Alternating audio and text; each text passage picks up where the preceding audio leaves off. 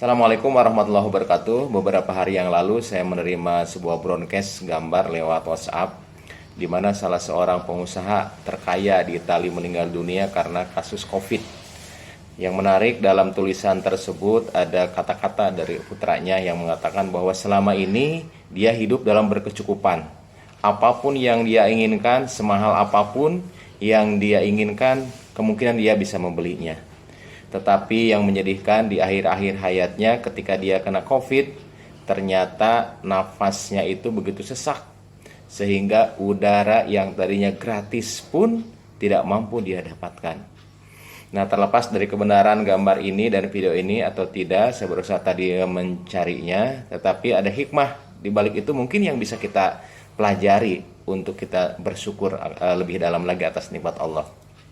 Nah, ibu bapak sekalian, Allah ini telah menitipkan paru-paru kepada kita, di mana pada saat COVID ini menerpa dunia, maka paru-paru itu menjadi salah satu target organ. Paru-paru itu seakan-akan tenggelam di dalam air sehingga penderita merasa sesak. Nah, ini sebuah pelajaran bagi kita. Allah telah menciptakan paru-paru di dalam tubuh kita itu jauh sebelum kita lahir. Allah telah menciptakan bakal paru-paru itu pada hari ke-21 ketika kita dikandung. Dan pada saat kita lahir, dalam 10 detik paru-paru kita itu langsung mengembang. Dan sejak saat itulah paru-paru kita itu menghembuskan nafas, menghirup nafas tanpa henti-hentinya, tanpa istirahat, tanpa jeda waktu. Dan hebatnya lagi, paru-paru bernafas tanpa kita sadari dan tanpa harus kita kerjakan melalui autoregulasi yang ada di otak. Begitu karbon dioksida meningkat, maka laju nafas akan meningkat pula. Begitu olahraga, begitu kebutuhan akan oksigen meningkat, tanpa kita suruh, paru-paru tetap akan meningkatkan kinerjanya supaya kebutuhan oksigen di dalam tubuh kita itu terpenuhi. Nah, kalau kita perhatikan, Allah telah menciptakan paru-paru ini dengan sebaik-baiknya bentuk, dengan sangat-sangat sempurna. Allah menciptakan dari atas itu saluran pernapasan. Saluran pernapasan itu ternyata tidak bisa kolaps, tidak bisa kempes. Kenapa? Mereka dilindungi oleh cincin-cincin trakea. Jadi kalaupun tidur, kalaupun kita misalnya ketekan, itu sangat kecil kemungkinan napas kita itu tertutup. Karena Allah telah menciptakan cincin yang begitu kokoh sehingga saluran napas itu terbuka. Saluran napas itu masuk lagi ke dalam dada, kemudian juga bercabang menjadi 2. Sampai cabang yang paling kecil, lebih kecil saluran udara ini dari rambut. Dan tibalah saluran udara tadi ke daerah terminal akhir yang disebut dengan alveolus. Nah, di alveolus inilah terjadi pertukaran udara yang masuk ke dalam paru-paru, yang kaya akan oksigen, kemudian nitrogen, kemudian ditukar dengan hasil metabolisme yang ada di dalam tubuh, CO2 keluar. Kemudian juga di alveoli itulah oksigen akan masuk ke dalam pembuluh darah dan kita tidak akan sesak napas setelah itu. Dan ternyata di dalam tubuh kita ini Allah telah menitipkan antara 300 sampai 500 juta alveoli. Begitu banyak.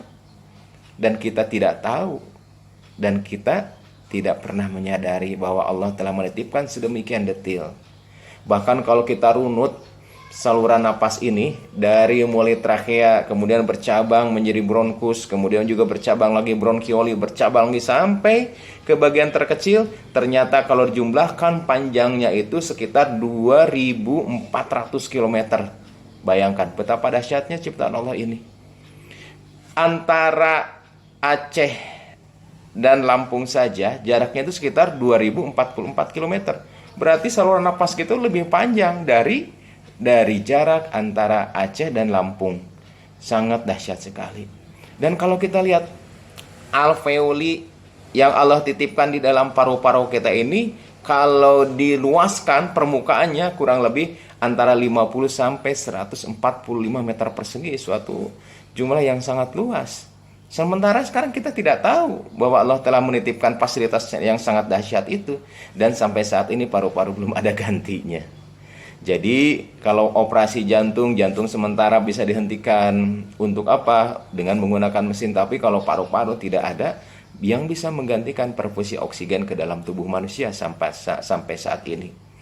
Dan Allah juga menitipkan otot-otot di dalam rangka dada kita, untuk menarik napas, untuk memperluas dinding dada bagian dalam. Allah menitipkan 11 pasang musculus intercostalis interna, musculus intercostalis interna, externa. Kemudian Allah juga menitipkan diafragma untuk apa? Agar kita tuh bernapas.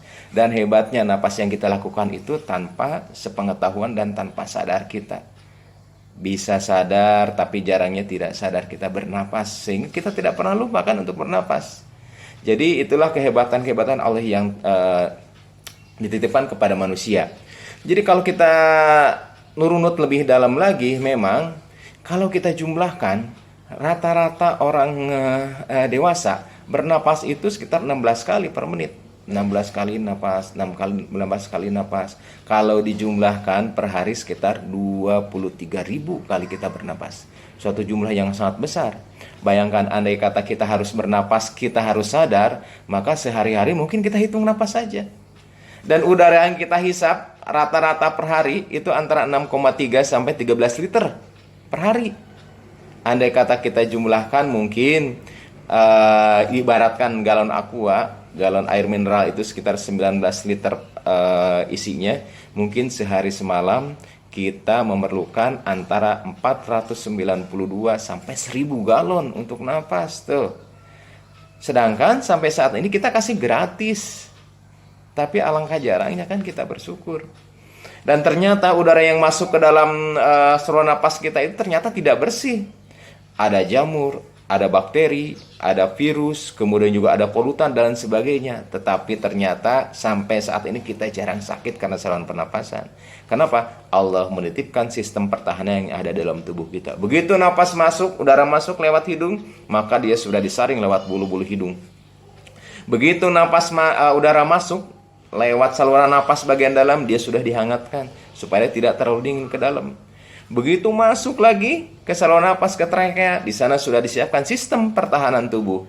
Ada yang namanya bulu-bulu halus yang disebut dengan silia, dan Allah juga menitipkan lendir yang diproduksi oleh sel goblet yang di dalam saluran pernapasan. Lendir itu ternyata bukan sembarang lendir, tapi lendir itu juga mengandung antibiotik, mengandung antimikroba seperti defensins, kemudian antiprotease dan antioksidan.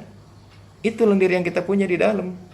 Dan kemudian juga ada di sana ada sistem pertahanan tubuh berupa apa? Berupa neutrofil, kemudian juga ada imunoglobulin, T cell dan B cell di sana. Jadi sistem alutsista yang telah Allah titipkan untuk memproteksi tubuh kita ini dari serangan-serangan virus, infeksi, bakteri, kemudian juga fungi dan sebagainya, Allah telah titipkan, telah sediakan di dalam saluran napas ini. Dan semua ini tanpa kita minta, tanpa kita sadari, dan makanya kita jarang untuk bersyukur.